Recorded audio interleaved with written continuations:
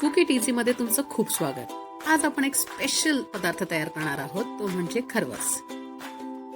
वासराच्या जन्मानंतर गाई किंवा म्हशीकडून मिळणारं पिवळटसर चिकट दूध यालाच म्हणतात चीक, आणि त्याच्यापासून आपण बनवतो खरवस।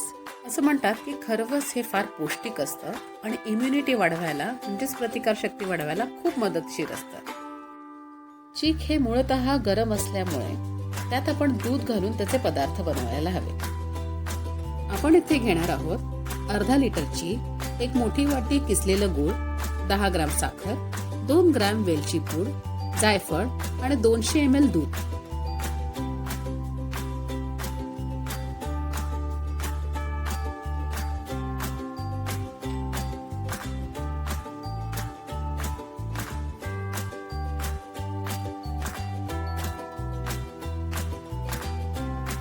लिटर चीक आणि 200 ml दूध एका पातेलीत एकत्र करून घ्या।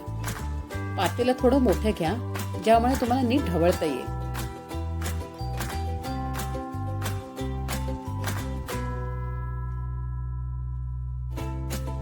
चीक हे थोडं चवीला जास्त गोड असायला हवं, पण तुम्ही तुमच्या आवडीप्रमाणे गूळ इथे घालू शकता।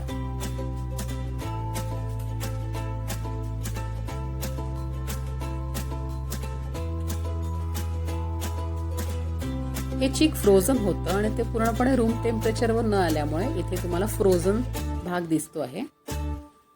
त्यामुळे त्याला आपण आता छान ढवळून रूम टेम्परेचर पर्यंत आणू।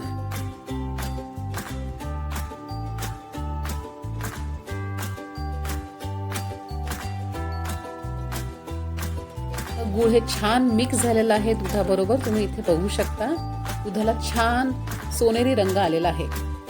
आता मी इथे चवीपुरती जराशी साखर घालणार आहे। तर तुम्हाला कमी गोड आवडत असेल तर साखर घालू नका।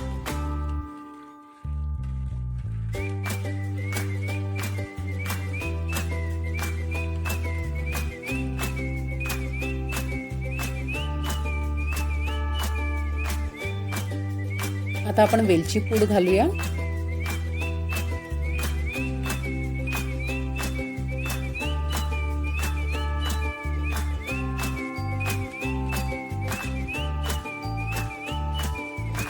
आणि जरासं जायफळ घालायचं आहे।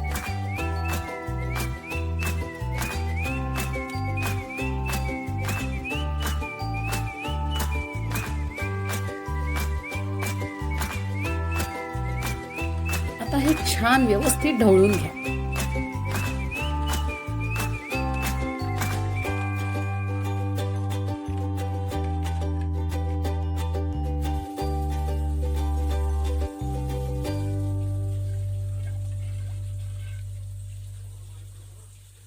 कुकर हा आपल्या सर्वांच्याच घरी असतोच, त्यामुळे मी इथे कुकरची 2 भांडी घेतलेली आहेत आणि हे संपूर्ण मिश्रण 2 भांड्यांमध्ये ओतून ते मी कुकरमध्ये 15 मिनिटं शिजवणार आहे। कुकरमध्ये 15 मिनिटं शिजवताना त्याची शिटी काढून टाका। जर तुमच्याकडे कुकर नसेल तर तुम्ही डबल बॉईल मेथड पण वापरू शकता। म्हणजेच गरम पाण्याचं पातेलं खाली ठेवून त्यावर चीक असलेलं भांडं ठेवायचं आणि झाकून डबल बॉईल करायचं। आता कुकरमध्ये जाळी घालून जाळीच्या वरपर्यंत पाणी घाला। हा झाला आपला बेस, आणि त्यावर आता कुकरची भांडी ठेवा आणि कुकरचं झाकण लावून शिट्टी रिमूव्ह करून 15 मिनिटं शिजवून घ्या।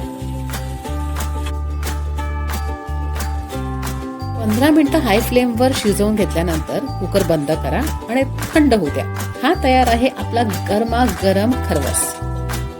गरम असताना खरवस जरा सैलच असतो, याचाच अर्थ जेली लाईक स्ट्रक्चर।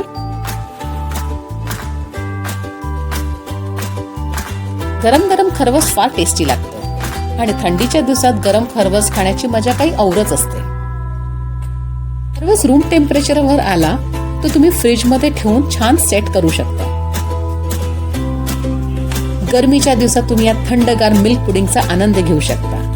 हे इंडियन डेझर्ट तुम्हाला आधी माहित होतं का? प्लीज कमेंट करून मला नक्की सांगा। ही मधली सोपी रेसिपी तुम्हाला कशी वाटली ही मला नक्की सांगा। ही नक्की ट्राय करा, कमेंट करा, लाईक करा, व्हिडिओला सबस्क्राईब करा आणि शेअर करा।